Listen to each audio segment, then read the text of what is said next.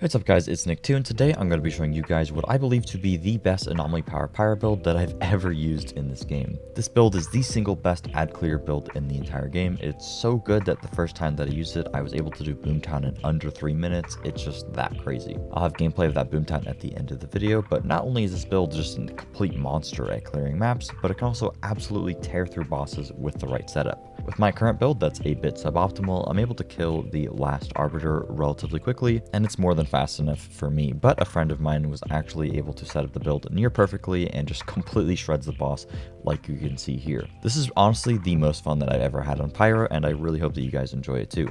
If you do, please ensure to drop a like and subscribe for videos similar to this one. This build does take a lot of gear to set up properly and will be a bit difficult to use for your first time, so if you're looking for a more beginner friendly build, I'd recommend checking out my Phaser Beam build, which is still an insanely strong option, especially if you're looking to annihilate bosses super quickly without needing a ton of gear. However, that build isn't going to be nearly as good at just completely decimating maps quickly. Alright, let's just jump into the skills. Real quick, I wanted to mention, if you guys are interested, I'm doing a subathon right now today on Twitch, Saturday the 2nd. If you guys are interested in stopping by, getting some free carries, I'm going to be doing a whole bunch of carries, as well as just a whole bunch of fun event type stuff. So if you guys are interested in hopping over on Twitch to help and support me, whatever, I'd highly appreciate you guys checking me out for the subathon stuff today. But anyway, I'll also be using this build a ton, etc. And I'll also be trying a whole bunch of new builds. There's a lot of other pyro stuff that I'm really keen to try, so I'll probably be doing that in the next few days anyway. Alright, so getting into the skills. Obviously, we're going to be using Thermal Bomb because we're going to be taking advantage of the brand new legendary set Heat Seeker, which is going to enable Thermal Bomb to just be insane for ad clearing. The reason that we're using Ash Blast is mainly for Death Sentence to just increase our damage whenever we use Ash Blast on enemies. Covering the whole map with this, paired with Overheat and Master Consumer, is going to enable us to do crazy amounts of damage. Overheat is actually going to be our main damage source with the way that we have this build set up. There's a lot of moving pieces here that's actually going to enable Overheat to do a crazy amount of damage. I'll of course get into all of that, but this is the setup that you want to have. There's other versions of this build where Thermal Bomb is primarily going to be your main damage, and then you kind of use like weapon mods for bossing. Ultimately, I like this version more because I like Overheat just absolutely doing crazy amounts of damage, and I don't really like relying on weapon mods for bossing. I think that this build is a bit more interactive and more fun to play. And in my opinion, it is a bit better. So now that we know what skills we're using, let's take a look at the class tree. So the reason that we're going all the way in the bottom here, we're just getting a whole bunch of extra anomaly power, which is really good for scaling up our overheat damage, and we're getting a whole bunch of extra damage against marked enemies. On top of that, we're also getting a base increase to explosive damage by 30%, which is going to be fantastic for our overheat, some extra damage against elites, some resistance piercing, which is actually really good, and then we're going to go up the middle tree here mainly to get hot situations. So anytime that we activate our Ash Blast, we get 45% additional anomaly power, and we can also snag some more resistance piercing and some more ash damage on enemies that have ash. More on that later. When it comes to your Pax Tree, this is incredibly important and is massively influential to the build. You want to use Melting Point. It's going to give you a ton of Resistance Pierce. Overall, really good. More on why Resistance Pierce is good later. Getting that extra Resistance Pierce is not only going to feed into a mod that we're using on our gear, but it's also going to drastically increase the damage of our explosive skill. So Overheat is going to directly get increased damage by just having more Resist Pierce. Then we're going to get Convection, which is massive for this build. It's pretty much what enables us to just spam our skills constantly. And then we're getting Backdraft, which is super good. By perfectly taking advantage of this, we can pretty much overheat and have 60% additional anomaly power every single time that we use our overheat, which is going to enable it to do crazy amounts of damage. Pair this with Coming in Hot, where we just deal extra damage to enemies above 80%, and below 30%, this means that we have really good execute damage, as well as it's going to help us one-shot a lot of smaller mobs with our overheats. Taking a look at the Ascension tree, my Pyromancer is nearly maxed out, so you're not really going to get a lot of value from this. Typically, I would recommend prioritizing your anomaly damage first, and then anomaly power. However, if you're having problems with cooldown, I would recommend cooldown reduction, but I mean, it's 5.5% and it costs 10 points, so I don't know, I feel like it's probably better to just go for pure anomaly damage, and then anomaly power, and then probably resist pierce, and then status power. Maybe instead of status power, you could go for elite damage first, and then cooldown reduction. Cooldown reduction here, I have it on, but it literally doesn't do anything. If you didn't know, your cooldown reduction is actually capped out around like 60 or 70%. It depends on your APOC tier, I believe.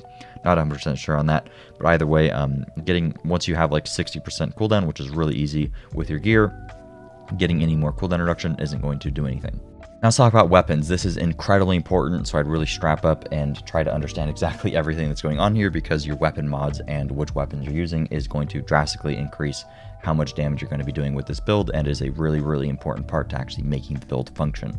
So in a perfect world, you'd only have one gun for bossing, and that's going to work perfectly fine. I don't own that gun. The current gun that I'm using is a Mythos with Omen, Mage's Rage, and Fortress. The reason for this is I got Fortress Roll on the bottom, pair that with Mage's Rage, and this is insanely powerful. I happen to have Omen on here because it's Mythos. It's not really going to help us all that much. However, Mythos does have Armor Pierce on it, which is good, and we'll talk about that a little bit later. Mage's Rage is just going to increase your anomaly power by an absolutely insane amount, because it's actually going to scale on top of all of your pre-existing anomaly power and all of your previous multipliers, so it actually gives you significantly more than 40% AP, probably the single best anomaly power mod in the game, and Fortress is just 20% additional damage. The reason that my gun is not perfect is because you actually need the mod Firestorm for this build to do good boss damage. The reason that Firestorm is so good is it is going to constantly inflict burn on bosses.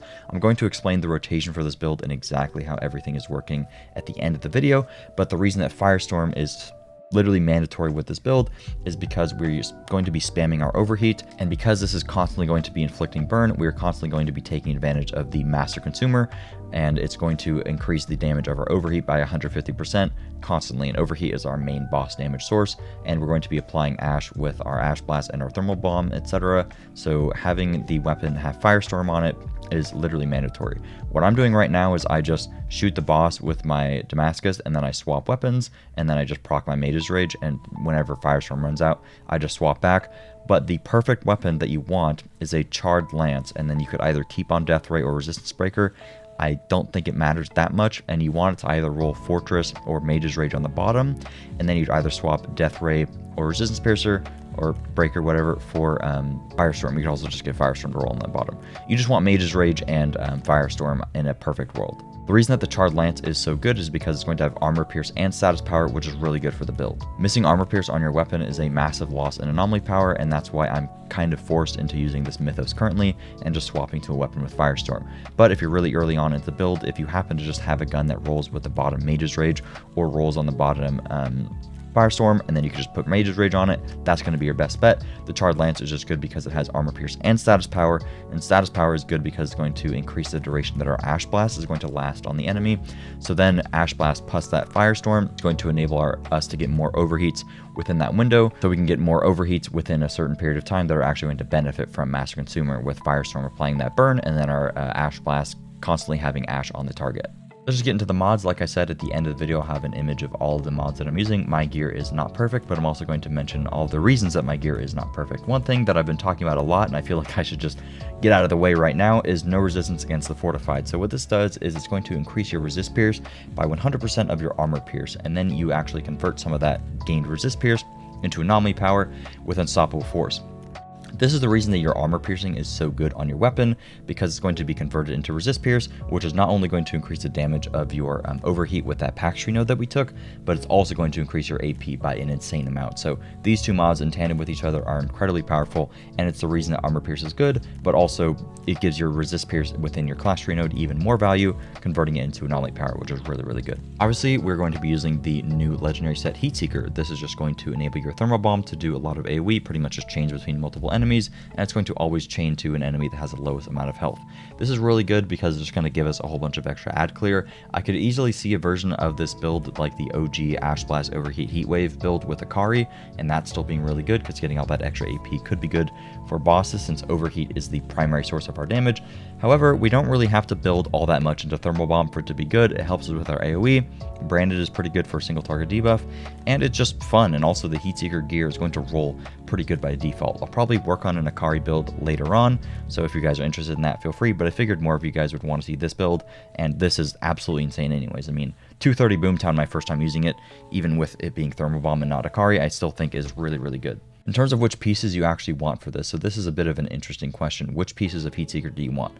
In a perfect world, you want the helmet, the chest, and then the gloves. The reason that the legs aren't perfect is, at least in my opinion, is because it's going to roll with Fire Frenzy. You would think, oh, why wouldn't you want Fire Frenzy? You know, you can activate a thermal bomb a second time. First reason is that stacking thermal bombs, you can no longer stack branded. So branded is actually capped at 30% extra damage. So getting a second thermal bomb isn't going to enable the enemy to take 60% more damage, for example. The other reason that I don't really like having a second thermal bomb is that you're stuck in animations a lot. So you have like super low cooldowns with this build, and the thing is that you want your overheats to take advantage of Backdraft, which is going to give you 60% AP when all your skills are on cooldown. Adding another thermal bomb to that is just going to make your rotations take longer. You have to go boom, boom, rather than just boom, ash blast, overheat, you know what I mean? The second part of that is that you do not need a second thermal bomb to be able to AoE clear very quickly. Just one is perfectly fine. But on top of that, there's a bug with thermal bomb where when enemies are spawning, you can't use thermal bomb against them. So it's pretty annoying having two where you're trying to just get them off so that you can do your overheat with Backdraft, but you just can't use it. Also on the Arbiter, whenever Arbiter's leaping, you can't use your thermal bomb, and that's pretty annoying. The reason that I have these on despite all of those issues that I mentioned is that having the second thermal bomb is still good for AoE, but also I don't own good legs. I have these other pair of purple legs, but I'd literally just be using a dead mod, and I lose status power, and like I mentioned earlier, 50% status power is pretty important, so I kind of just have to deal with it.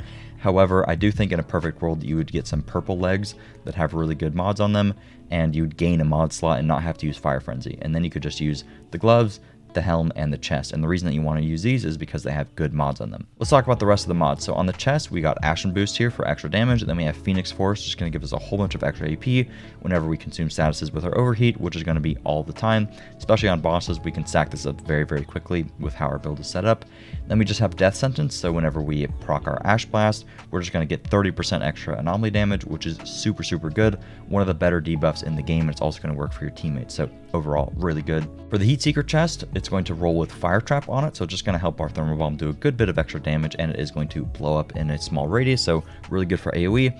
Then we have Ash Increased Range, which is super good for this build. Pretty much is going to cover the entire map with your Ash Blast, which is going to enable your overheats to clear the entire map. And then we just have Captain Hunter, pretty standard, just extra damage against elites. The legs already showed these, but I have Arms and Anomaly, going to just increase our crit by a massive amount, and then Fire Frenzy like I mentioned before, and then Branded is pretty mandatory here as well. With me having these three pieces of Heat Seeker on, instead of having the pants, instead of having these legendary gloves, it would definitely be better to get some purple ones that actually rolled AP and status power, but I unfortunately don't have that with my current setup, but it is what it is. I just miss out on like 100k AP or whatever. Luckily though, the gloves do roll with Turn Up the Heat, which enables you to use your second overheat. This is not particularly good when you are ad clearing, however, it's the reason that we're able to do so much damage when we are bossing, because if you use both overheats simultaneously, it's actually going to benefit from Master Consumer for both of them, and this is kind of going to damage merge. So this is really, really good.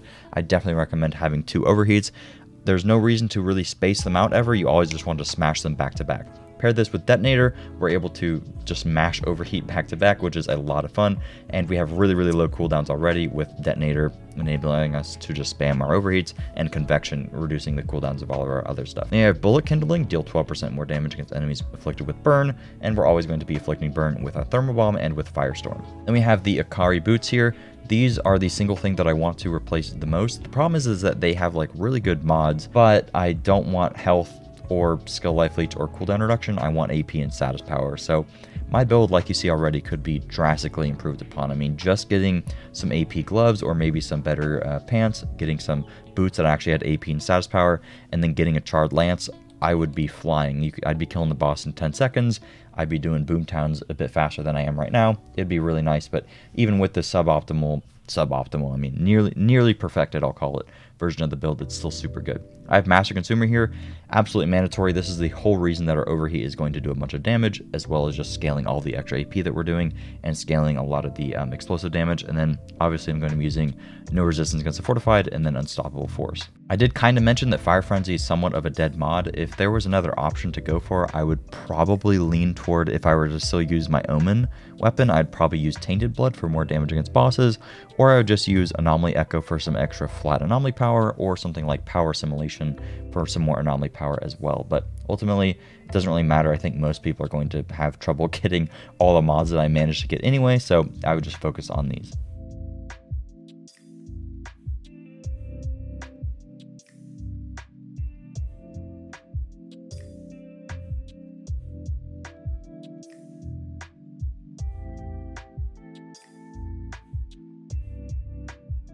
So I wanted to go over the rotation for this build because it's incredibly important in which order you use your skills and having a good understanding of what the skills are actually doing and what order you want to use them in for the ideal rotation. It's a bit unorthodox because I'm just going to be watching clips of myself, but I figured it would be easier for me to do that, to just slow down the video, pause it, being able to just look at the rotations, kind of explain what's going on while it's going on.